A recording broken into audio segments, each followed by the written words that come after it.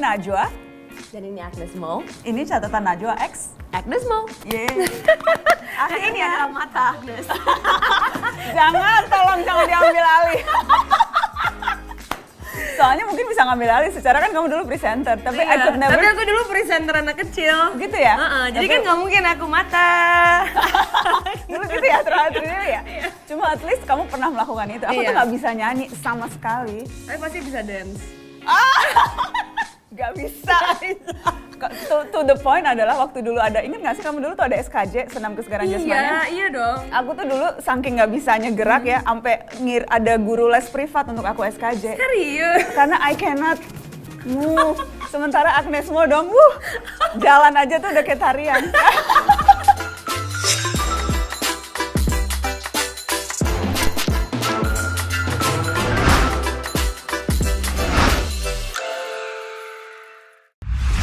Oh, kalau a woman harusnya cantik, rambut panjang, high heels. Begitu aku pakai dress, nah ini nih yang cantik gitu. Ini baru cantik gitu kan. Sementara buat aku, tapi kamu kapan gak cantik sih? ternyata Najwa ini bisa ngegombal. Ingat gak sih yang pas kita di Line Awards itu? Iya. Terus kan fotonya kan sempat ramai di Iya, medsos gitu. Terus banyak banget yang terus bilang kapan nih collab dan sebagainya. Iya, udah gitu pas lagi ada di Instagram kalau nggak salah, I said something like, hey see you soon. Terus mereka semua pada berspekulasi, oh my god ini pasti lagi mau ngobrol gak sih? Cuman ya, the beauty of social media. The beauty of social media, dan banyak banget. So, we actually ask them, apa sih topik yang mau dibahas kalau catatan Najwa collab sama Agnes Mo. So, this is macam-macam. Bahas bikin kerajaan baru. All women gitu All ya? women, All queens. Oke, terus jangan lagi ada artis karena prestasi harus sensasi, harus prestasi. Oke. Terserah mau ngomongin apa aja, semua obrolan pasti seru. Aku siap mendengar Mbak Wasihku, Najwa Shihab dan Kak Agnesku. Please buruan collab. Eksistensi perempuan di era modern. I like that one. We can talk about that. It's always fun to talk about perempuan. Yeah, of course. Oke. Ngobrolin beras bulog. Mungkin episode berikutnya ya, Mata Agnes. Terus apa lagi nih? Suka duka di US, woman produktif di era kini, Kayaknya banyak yang pengen kita ngobrolin perempuan women, ya. So let's talk about perempuan. Let's talk about that. Aku senengnya ngelihat all the staff dan the crews di sini itu equally jumlahnya itu sama. Ya kan, banyak perempuannya. Kalau dulu aku ngerasa pada saat lagi aku masih kecil, dominannya tuh pasti cowok. Kayaknya kalau misalnya cewek tuh makeup artist. Cuman nggak banyak yang emang literally di lapangan. Jadi aku pengen salute to you juga, maksudnya memperkerjakan bukan hanya male aja tapi juga female yang kompeten gitu. Oh, thank you. Actually, seluruh founder Narasi tuh semuanya perempuan.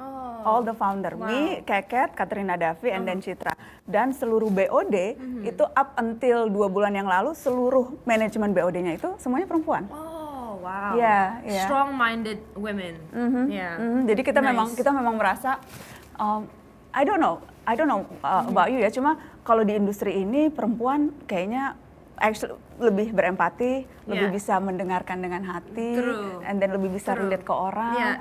And then ada yang bilang, wah woman entrepreneur itu nggak akan berani take risk. Actually, we do take risk. Yeah, because every single day of our lives we take risks. Definitely. Maksudnya kita malah terbiasa multitasking, kita terbiasa untuk memilah dan sebagainya. Ya gimana misalnya kayak aku waktu itu ngelihat dari kecil aku ngelihat ibu aku jadi ibu rumah tangga, tapi juga ngurusin karir aku itu kan multitasking banget gitu. Dan dia excel in both gitu. We can actually excel in both. Dan aku rasa kenapa tadi aku bilang cewek itu udah terbiasa taking risk, especially karena we know that the society that we live in, biar gimana kan masih banyak banget double standard. Like we call this like double standard of society. Walaupun anak muda zaman sekarang kayaknya break that barriers. Makanya aku kayak vote for anak muda banget ya gitu.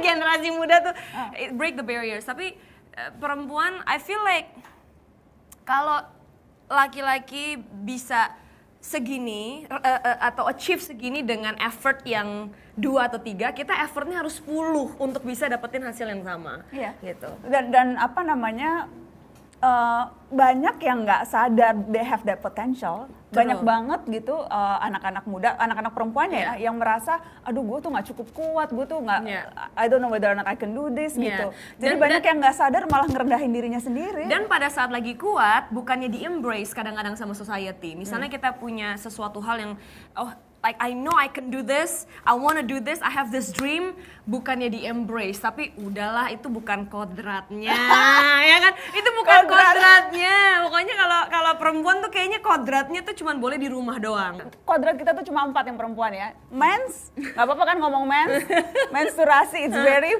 common name. Hamil, melahirkan dan menyusui. Selebihnya we can do everything yang laki-laki lain bisa lakukan. Exactly. Tapi do you ever feel that merasa di industri ini ada batasan-batasan? Apa ya? Let me think ya. Kalau menurut aku sih, sebelum aku jawab pertanyaan itu ya, Manana, aku tuh dari kecil, I've been watching how my mom raised the family, tapi juga dia bisa tegas ke orang. Dia sangat menjunjung tinggi yang namanya prestasi. You have to work hard. Jadi, I have that privilege to watch a strong woman raising me. Jadi buat saya, to become a strong woman itu kayak normal gitu. It's normality. It's normality, bukan kayak sesuatu hal yang wah gitu. Tapi karena aku juga masih sering syuting, terus udah gitu kita juga sering berdialog sama orang-orang yang mungkin tidak punya privilege yang sama, bukan cuman privilege dari society ya, tapi education level, ya kan, expectation dari family-nya, yang dimana mereka merasa, aduh kayaknya nggak boleh nih kalau aku punya mimpi yang lebih besar dari my husband atau my spouse, ya kan, karena aku tuh cewek, harusnya aku harus bisa masak. Kenapa nggak dua-duanya? Yang cowok bisa masak, yang cewek juga bisa masak, ya kan? Suamiku bisa masak, aku nggak bisa. Ya nggak apa-apa juga. So And my mom juga sama. Aku bisa masak, my brother bisa masak, my mom nggak bisa masak. Tapi it doesn't mean that she's not as good as the other people, gitu kan. Kalau malah aku belajar untuk jadi orang seperti ini justru dari seorang perempuan strong yang nggak bisa masak. Tapi ya itu, maksudnya kalau misalnya kita mau fokus on the double standard of society atau patriarchal society yang kita sekarang live in, pada akhirnya kita kan jatuhnya kayak anti-men ya. Padahal sebenarnya feminist itu kan bukan anti-men, feminis itu cuman empowering women. Artinya bukannya kalau kita empowering women, artinya kita jadi kayak menganggap cowok itu lebih rendah. Sebenarnya kan bukan itu yang kita perjuangkan kan. Setara itu memang bukan sama, kita nggak sama tapi kita setara gitu. Betul. Dan buat aku, empowering women adalah by me giving women choices. Aku pro-choice. Pro-choice itu maksudnya kalau mereka mau jadi ibu rumah tangga, sok go ahead and do that if that makes you happy. Tapi if you feel like you don't want to have a family, tapi you want to focus on your career, then by all means do it gitu kan. Karena aku rasa cowok juga banyak ya kan yang memilih untuk gue pengen fokus di karir aja. Tapi respon yang dikasih sama society pada saat lagi laki-laki memilih itu sama perempuan yang memilih itu, responsnya tuh beda. Responsnya kalau cewek, what? You don't wanna get married? Hah? Belum ada anak? Hah? Sementara kalau cowok, oh iya sih, itu sih hebat sih dia. Soalnya karirnya fokus sama karir, tapi mementingkan jangka panjang. Buat dia tuh nggak penting yang lain. Ini yang memang penting dalam hidup. Iya, jadi buat aku kayak gitu kan nggak adil gitu loh, Manana. Tapi it happens everywhere dan bukan cuma di not just di Indonesia, tapi I think everywhere gitu. Di Amerika bahkan sekarang kan mereka malah justru menyuarakan itu soal gimana harus pendapatannya harus sama, gimana soal ada movement Me Too dan sebagainya. So it's happening everywhere. Tapi memang menurutku menjadi super penting sih untuk Agnes, untuk saya, untuk perempuan-perempuan yang memang punya kesempatan, Yeah. yang memang punya dosis kemerdekaan untuk bisa memilih, menyuarakan itu untuk kasih kekuatan kepada perempuan-perempuan lain yang mungkin belum ada dalam posisi yang cukup cukup merdeka untuk menentukan pilihan. So it's very important to speak, untuk ngomong ini terus. I've been saying this udah beberapa lama and I'm so glad gitu. Maksudnya Agnes juga akan menyuarakan hal yang sama karena I think it's very important. Dari dulu sih aku dari kecil aku selalu mungkin dari kecil aku lebih ke actionnya aku menyuarakan tentang equality in women adalah misalnya contohnya aku pada saat lagi ke awards misalnya aku sometimes like aku pakainya misalnya kaos dan bukan kaos ya maksudnya baju yang mungkin agak sedikit berbeda dari standard of beauty yang orang expect from a woman. Ya kan, kalau a woman harusnya cantik, rambut panjang, high heels. Begitu aku pakai dress, nah ini nih yang cantik gitu. Ini baru cantik gitu kan. Sementara buat aku, tapi kamu kapan nggak cantik sih? Ternyata Nashwa ini bisa ngegombal. Nah, tapi maksud aku, loh, tapi aku yang pakai sneaker sama aku yang pakai dress kan mukanya nggak beda. Nggak. Tapi kenapa? Kakinya aja. Yang satu, ya, nah ini makanya kita udah janjian pakai sneaker. Beneran cewek banget nggak sih? Jadi nanti kita pakai heels atau sneaker. Cewek banget. Iya. Kita sepakat pakai sneakers. Oke. Sneakers. Terus? Ya aku dari kecil aku pakai baju yang agak yang maksudnya yang nggak sesuai dengan paradigma what a woman is supposed to look like atau a woman is supposed to wear gitu kan. Tapi puji Tuhannya maksudnya aku punya seorang ibu, a really strong woman yang selalu bilang you wear whatever you're comfortable in. Dan pada saat itu ibu saya bukan hanya berbicara tentang you wear whatever you're comfortable in, tapi dia pada saat itu secara tidak sadar membuat aku merasa secure in my own skin. Iya kan? Dan itu buat saya sense of security in life. Pada akhirnya itu akan membentuk mental kita how we watch atau how we look at other things in life. Yes, iya kan? definitely, Karena kalau misalnya kita ngerasa, kita mungkin tahu ya kalau anak-anak yang mungkin dilahirkan di keluarga yang mungkin they don't feel accepted, pada akhirnya gedenya nggak ada percaya diri. Yeah.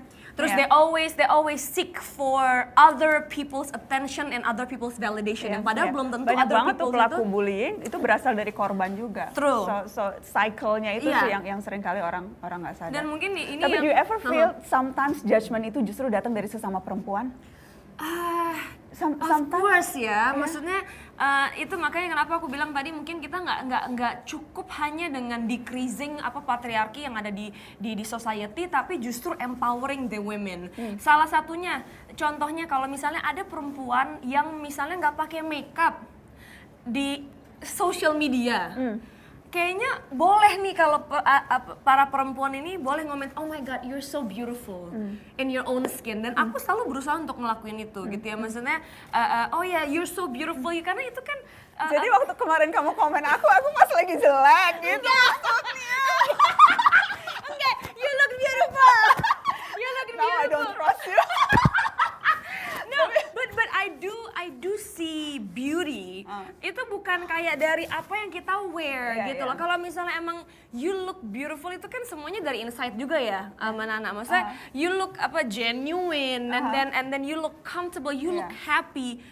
Itu it shows. No amount of makeup will cover your lack of security atau your lack of confidence. No amount of makeup, no amount of filter can cover your bad personality. Jadi buat aku, pada saat lagi aku ngelihat sosok perempuan yang maksudnya you just not only that you're beautiful, tapi you just kayaknya comfortable in your own skin itu kelihatan gitu. Dan itu yang maksudnya aku sering gitu aku ngomongin juga ke my staff or whatever, biar gimana kan ada tuh yang kadang-kadang tuntutan keluarga. Oh, kamu udah umur segini loh, nggak mau stop doing whatever you're doing supaya bisa fokus ke cari cowok gitu. For me it's like I don't get it. Like itu kamu masih suka ditanyain gitu nggak? Kalau keluarga sih untungnya keluarga progresif ya. For them, mereka lebih fokus on my character rather than the character I'm marrying. You know what I mean? They focus on my character. Karakternya Agnes gimana? Bukan karakter si cowok yang Agnes mau marryin gimana gitu. So like I've been focusing on that, like how to be better, a better person, a better woman. Tapi biar gimana kan kalau misalnya di social media, untungnya saya jarang banget bacain komen ya. Kamu jarang baca komen? Oh jarang banget. Kenapa? Terlalu banyak ya? I don't know, kayak for me kayak komen yang perlu didengar itu adalah orang-orang yang bener-bener tahu aku. Jadi kayak my family itu kalau they're my biggest critic. Jadi kalau misalnya aku ada kayak gimana dikit, mereka yang akan pertama kali kasih tahu aku. And then my best friends gitu. But anyways, ada yang misalnya kayak ngomong, aduh Nas, kenapa sih gitu ya kan? Komplain, kenapa sih mesti fokusnya karir mulu?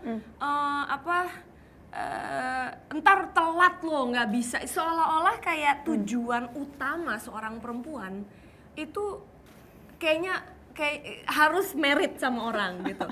I feel like it's so degrading ya, karena value-nya seorang perempuan adalah value dari perempuan itu sendiri.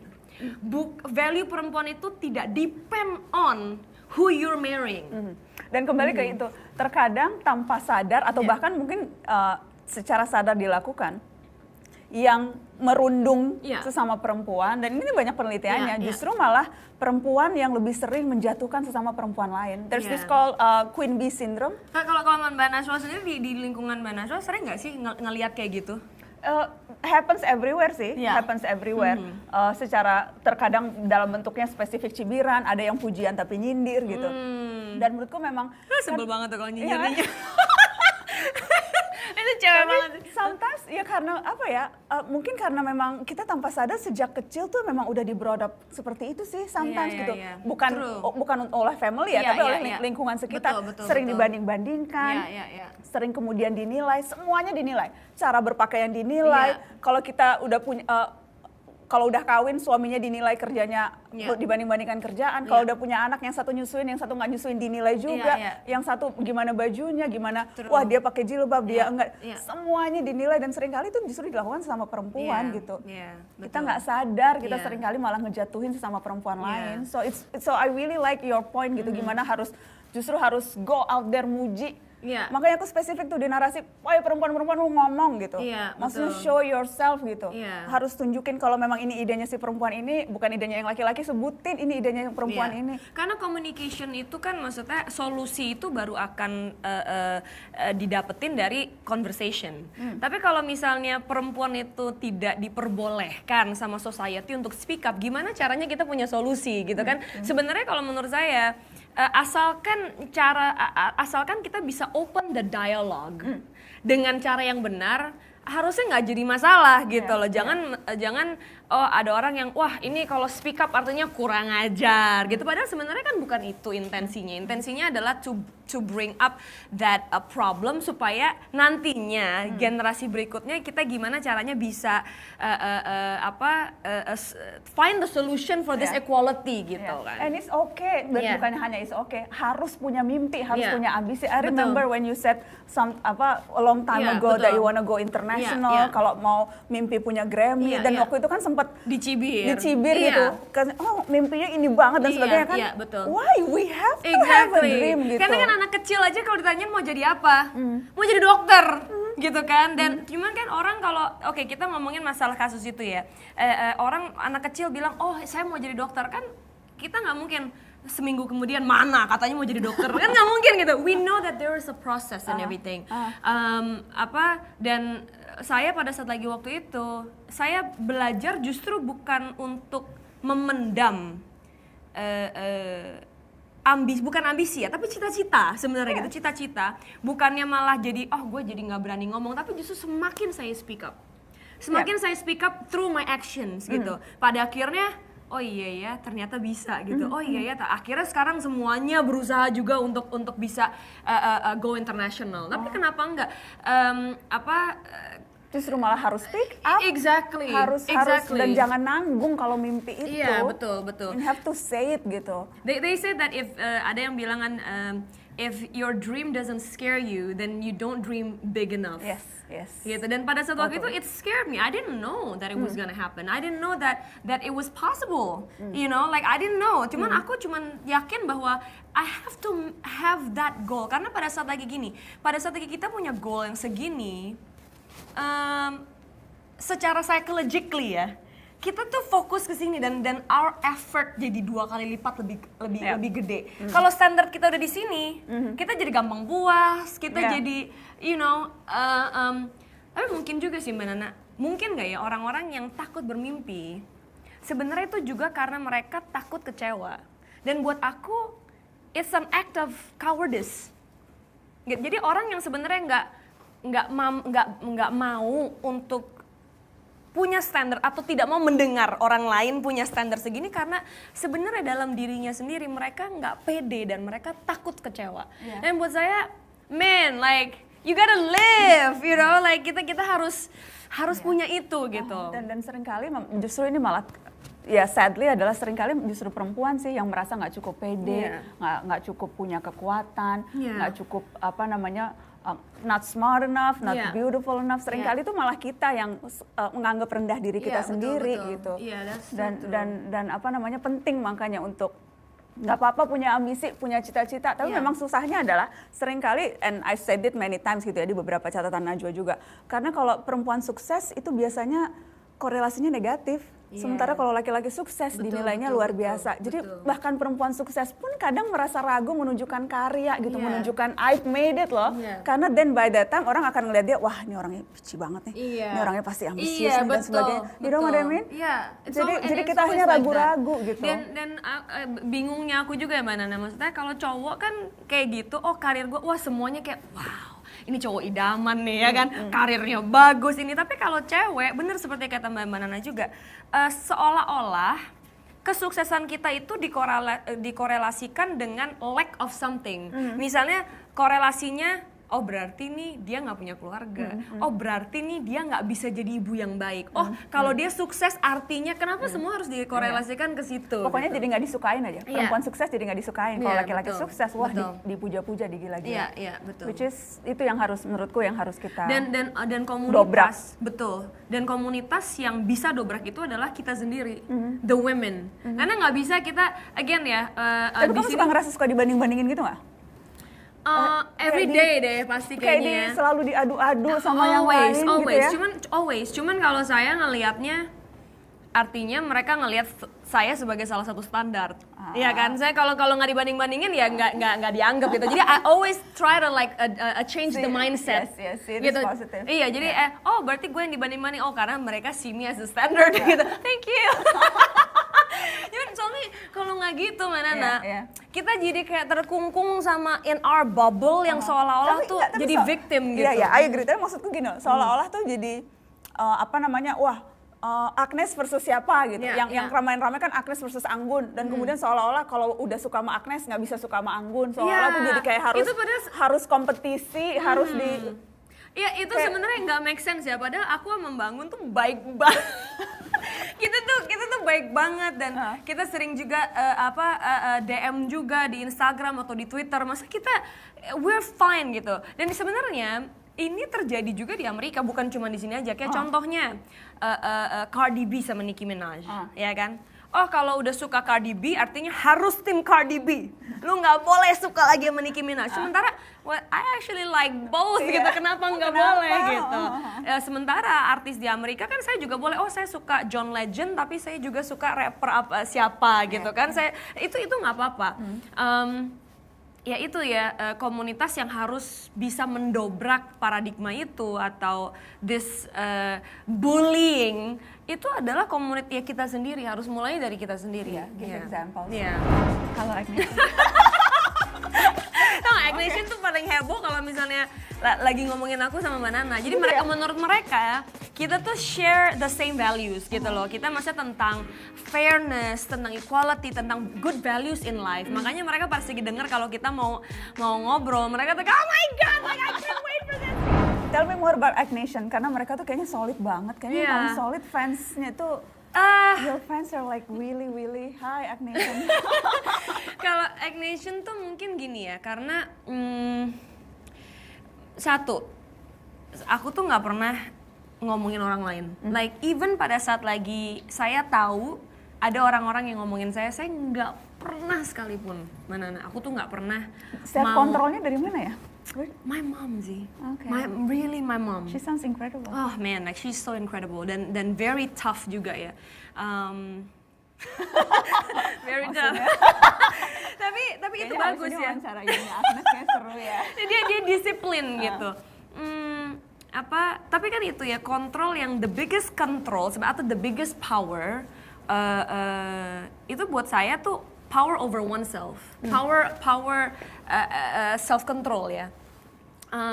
Dan saya selalu gini, prinsip saya untuk jadi orang yang benar itu tidak tergantung sama apa yang orang lain do to me. You know what I mean? Jadi kita nggak bisa jadi conditional good person. Karena itu artinya lu cuman baik kalau orang lain baik. Kalau itu ya orang jahat pun juga sama, ya kan? Orang criminals pun juga sama. Dia juga baik sama orang yang baik sama dia gitu. Tapi I wanna be a good kind-hearted person no matter what. Kan sebenarnya itu tujuan kita ya. Maksudnya as a person buat saya I wanna be that person, you know? Like aku pengen jadi good person, aku pengen jadi forgiving person even though bukan as long as, tapi even though other people misalnya nggak treat us fairly gitu kan.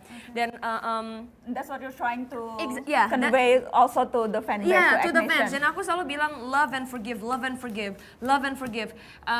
Dan aku selalu bilang, oh kalau lu harus jadi orang baik, even pada saat lagi orang lagi nggak baik sama kalian. Dan itu yang akan membedakan kalian. So I think because I embody that dan aku ada example-nya bahwa memang secara action mereka juga tahu, even mau sampai saya dan ya ampun Mbak Nana yang mau cari masalah itu sebenarnya bukan karena they actually have problems with me. A lot of times karena ya either ya mereka emang pengen nyari panggung atau mau kayak gimana.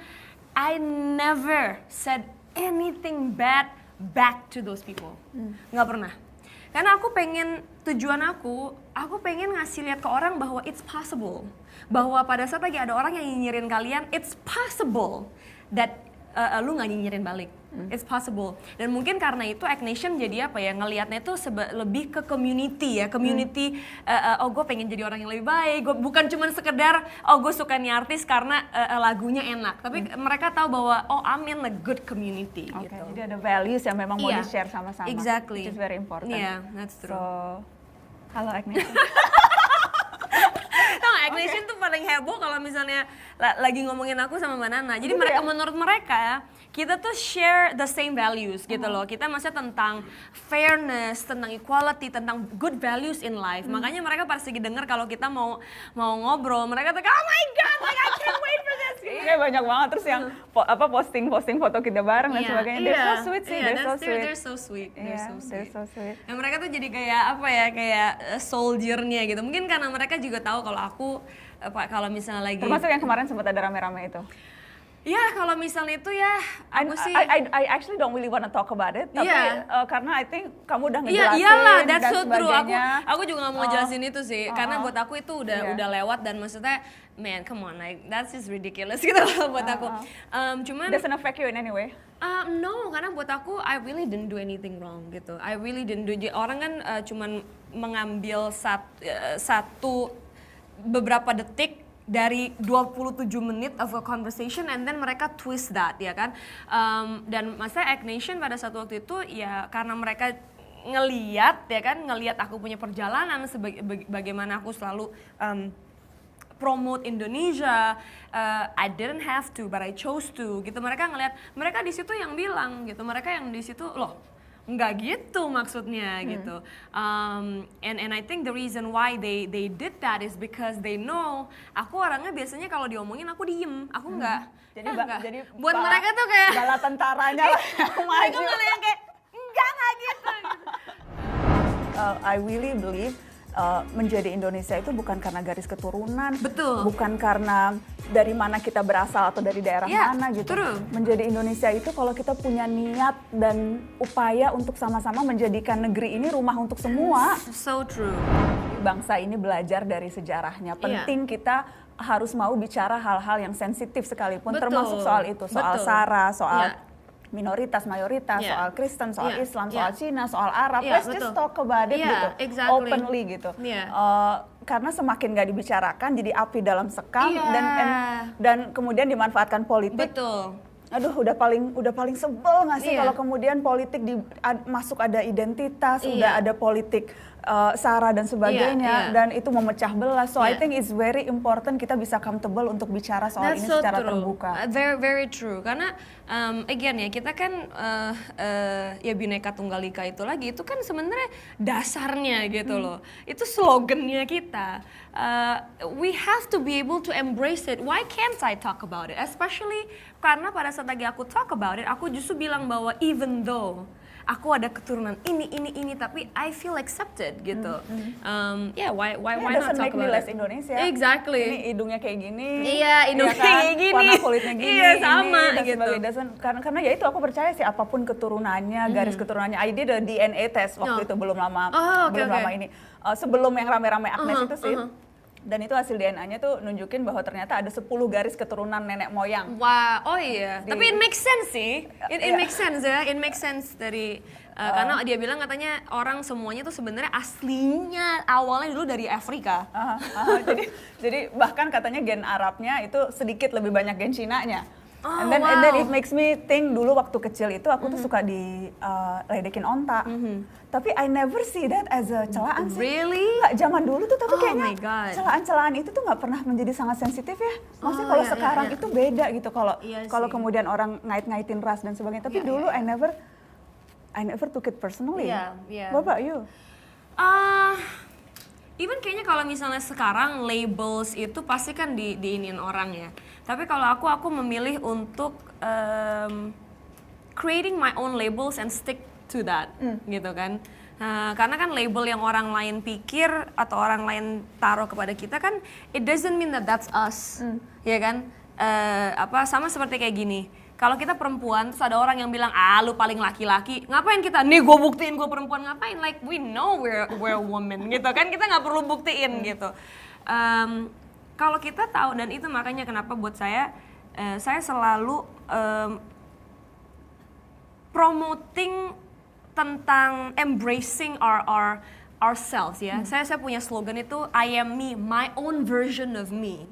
Bukan your version of me, bukan my parents' version of me, but my own version of me. Karena pada saat lagi kita truly embracing and truly understanding who we are as a person, kita nggak segitu gampangnya termakan sama omongan itu. Oh, nih Agnes gini-gini.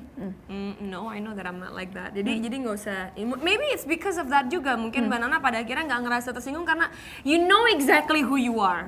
Gitu. Nggak pernah merasa bukan Indonesia. Yeah, exactly. Karena I really believe menjadi Indonesia itu bukan karena garis keturunan. Betul. Bukan karena dari mana kita berasal atau dari daerah mana gitu. True. Menjadi Indonesia itu kalau kita punya niat dan upaya untuk sama-sama menjadikan negeri ini rumah untuk semua. So true. Rumah untuk semua. Iya, betul. Dan intentionnya kita untuk bisa share the beauty of this country to other people gitu kan, dan orang-orang yang nggak tahu tentang Indonesia. Gitu.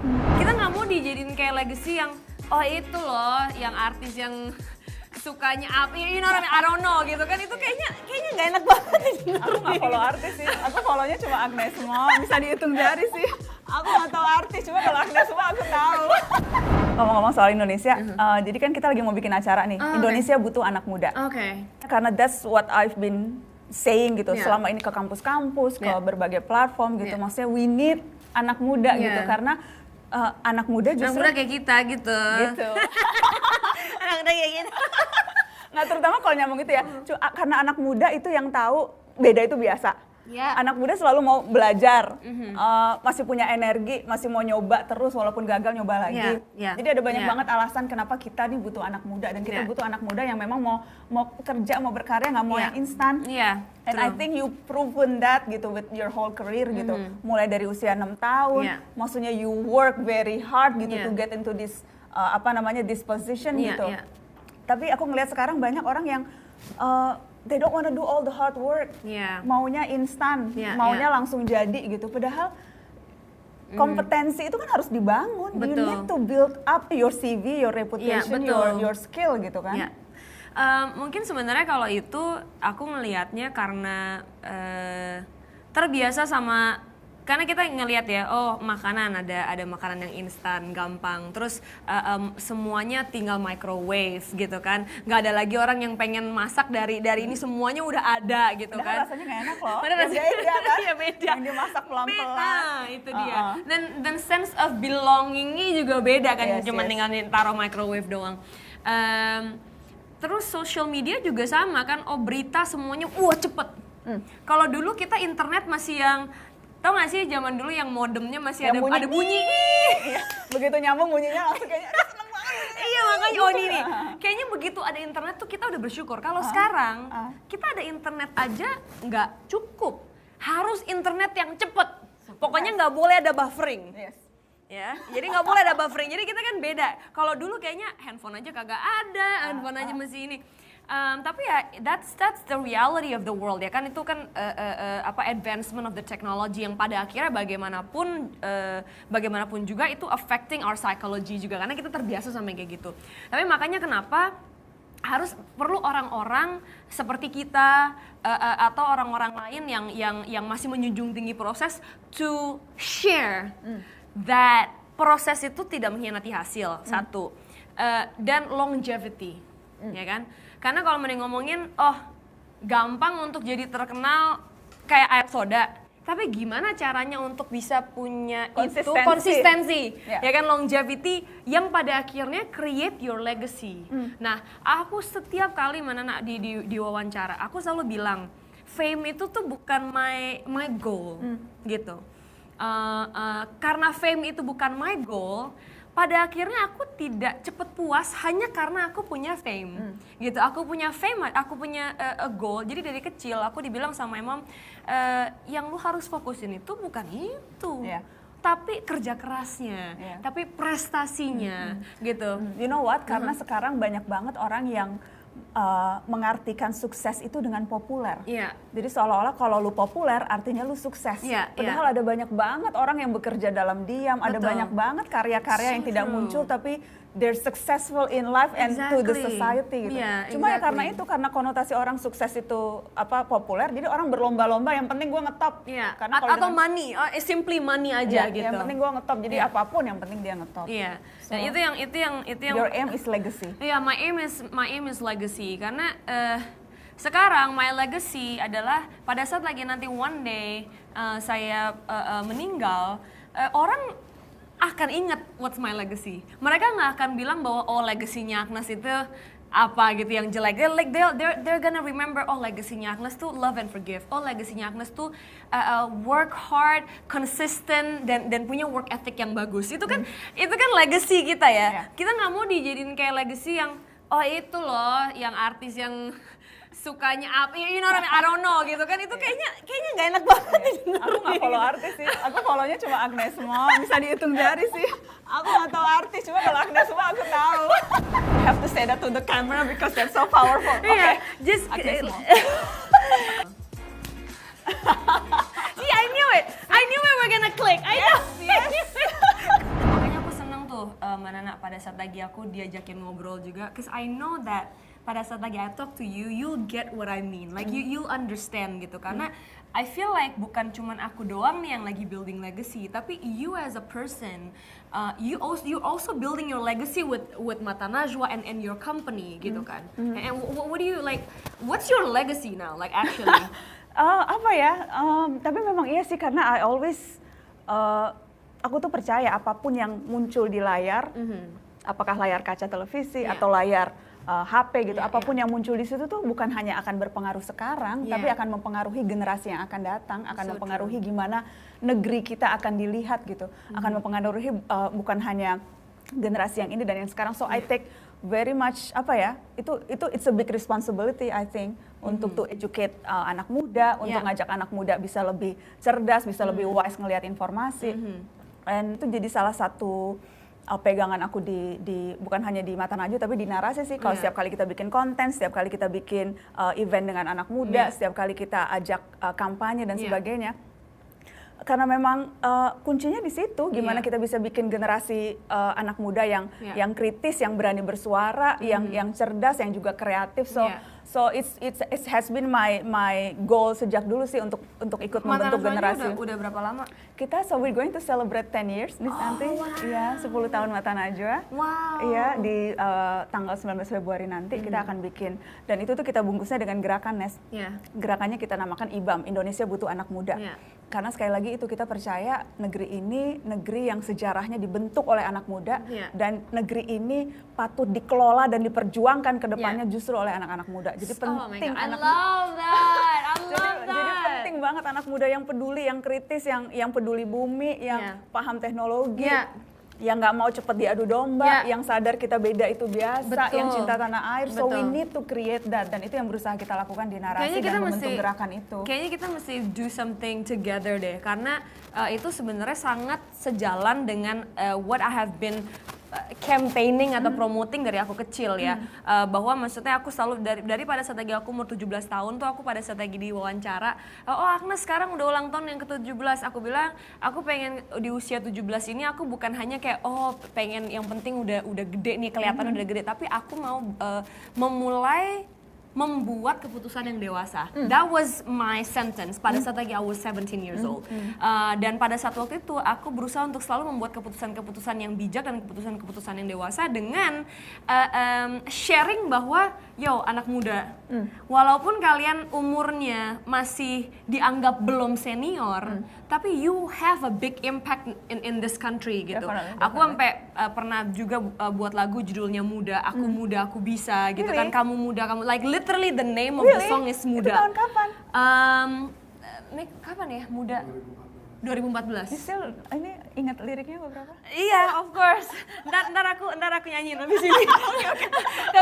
Tapi it's literally itu tentang kamu muda, kamu bisa. Iya. Oh, I like that. Literally itu, dan di situ ada verse pertamanya tuh, aku dengar ada yang bicara, papa mama aku punya cita-cita, dia baru berusia 5 tapi semangatnya sungguh sempurna. So itu verse pertamanya.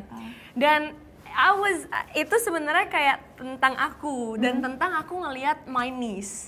Jadi, ada yang ngomong nih, papa mama aku punya cita-cita. Dia baru berusia 5 tapi semangatnya tuh sempurna. I like that, semangatnya sempurna. Iya, jadi itu yang buat aku tuh like literally dan dilanjutin lagi, never in your life. Nah itu dia, let them talk. Pokoknya intinya tuh jangan pernah kita ngasih kesempatan buat orang berbicara bahwa lu tuh nggak bener hanya karena lu muda. Tapi justru karena you were young. You have to say that to the camera because that's so powerful. Iya,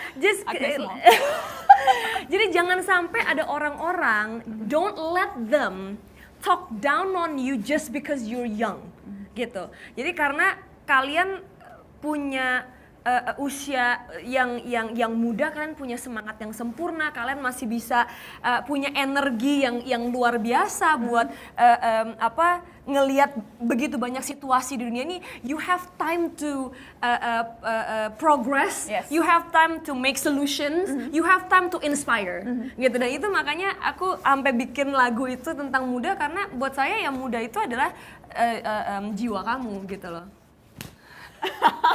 See, I knew it we're gonna click. Yes.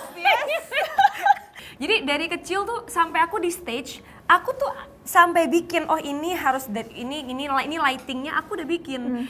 Dan kamu tuh perfeksionis banget ya? I feel like I'm a visual artist gitu loh, Mana. Jadi kayak pada saat lagi aku nyanyi, aku udah punya ini harus kayak gini, lighting harus gini. Dan waktu itu pada saat lagi aku kasih tahu the director, dia bilang, oke, kalau gitu gini aja deh, kamu brief the whole team. Dan waktu itu ulang tahun salah satu TV station yang luar biasa besar. Kebayang nggak sih umur like 16-17 tahun, like I had to brief the whole team tentang nih lightingnya harus kayak gini tentang. Dan itu banyak yang wow like support, tapi nggak sedikit orang yang nyinyir. Tahu apa sih? Gitu Itu kan? nggak sedikit orang yang pada akhirnya menganggap bahwa manajemenku atau aku itu difficult. Hanya karena aku punya ideas gitu.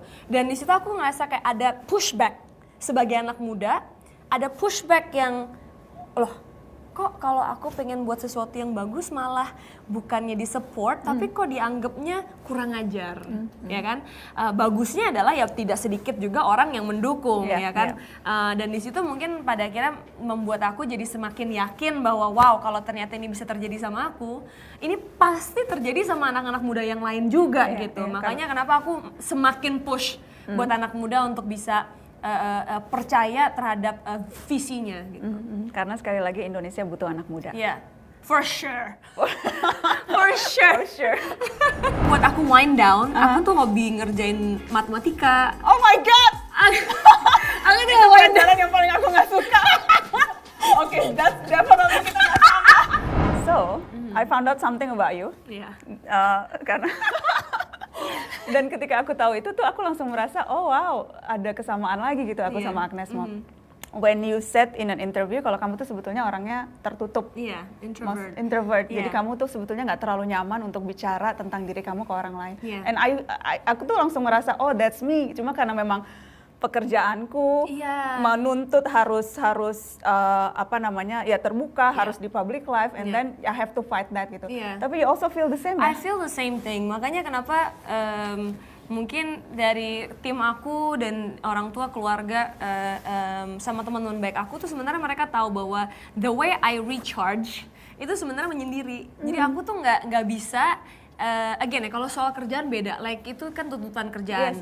Dan pada saat lagi aku umur 17-18 like I had to, aku juga ngerasa kayak oh man like I'm uncomfortable. Tapi itu kan kita fight ya. Tapi pada saat lagi kita nggak diharuskan untuk fight that, aku tuh sukanya ya sama temennya itu aja, cuman bertiga ngapain dan nggak ke tempat-tempat yang hingar-bingar. Mungkin kan orang mikir wah Agnes Mo pasti tuh yang wah party apa dan sebagainya. No, like I don't like that. Aku tuh a homebody banget. Aku tuh pernah rekor aku tuh I was at home kayak for 5-6 days dan nggak keluar. Jadi karena semuanya aku bisa masak, bisa apa di rumah. Waktu itu karena I felt so tired dan kita udah dari show ke show. I didn't go anywhere. Like I was at home watching TV, kerja, masak. Terus ada orang yang misalnya my best friend datang ke rumah, tapi I didn't feel like I had to go outside supaya aku recharge. Justru aku recharge itu di komputer. Makanya I'm such a nerd gitu. And I feel like really nerd? I'm such a nerd. I'm such a nerd. Like aku tuh suka aku tuh hobi, jadi buat aku wind down, aku tuh hobi ngerjain matematika. Oh my god! Aku tuh wind down yang paling aku nggak suka. Oke, that's definitely kita nggak sama. Kamu hobi matematika? Aku tuh wind downnya tuh kayak gitu loh. Terus kayak gitu, kayak nulis. Ngerjain matematika sih, you're such a nerd girl. Terus kayak nonton film kayak psychology atau nonton kayak film yang kayak Criminal Minds. Oh, I love Criminal Minds. I love Oh my god. Seru banget pas udah selesai terus ketahuan penjahatnya. I love reading kayak buku-buku kriminal dan me too. Like aku tuh dulu my first like psychology book itu Sibyl yang tentang double personalities dan aku read itu pas lagi umur 14-an karena I really like that. Like aku suka psychology dari dulu. And I'm such a nerd. Mungkin itu yang kadang orang suka nggak tahu ya tentang I love reading books. Aku tuh suka les. What are you reading now, right now? Tutor. Ada yang spesifik nggak? Not really sih. Do you Daniel's read Dilemma. Cuman itu lebih ke. Do you read novels? I love novels. Banyak orang yang bilang love- kenapa sih baca novel, tapi novel tuh sebetulnya tuh itu banyak banget manfaatnya buat kita sih. Iya. Iya. melatih empati, That's so true. bikin kita bisa tahu bagaimana posisi orang gitu dalam. Karena kan kita selalu ngeliatnya dari So I love reading novels. Yeah. So Me too, like I'll send you some novels that I like. Yeah, me too. Okay.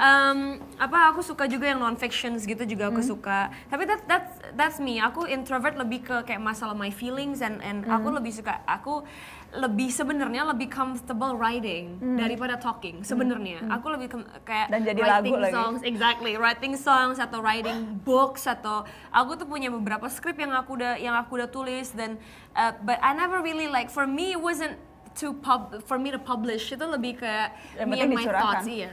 Iya. So that's funny sih. That's funny. Soalnya itu orang ngelihatnya wah ini pasti, apalagi kalau nyecer politisi ini, pasti orangnya galak nih. Maksudnya orang tuh kadang membentuk satu persepsi terhadap kita based on apa yang mereka lihat hanya sekali-sekali gitu. Iya. Nggak sih? Tapi kalau aku sih ngelihatnya ya Mbak Nana, I feel like there is another aspect of our life and our characters yang kita juga sama deh. Pada saat lagi kita nanya question, saya juga sering sih dibilangin kayak gitu. Kesannya kayak nyecer atau kesannya kayak kok nggak habis-habis pertanyaannya. Sebenarnya karena itu kita curious kan, kita curious loh. Dan kalau ada something yang nggak make sense, kita can't help it gitu loh. But to ask the question supaya in our brain tuh kayak oh ya oke. Kalau ada yang tapi langsung that's me, like literally that's the same thing. Like me and you the same thing. Makanya ini nggak habis-habis. Bisa semalam suntuk. Thanks for the conversation. Thank you for coming. Oh my god, this is I feel like I get to know you so much better. Yeah, I mean, I love being here. Thank you so much. Thank you. Thank you for watching, guys. Thank you. Bye.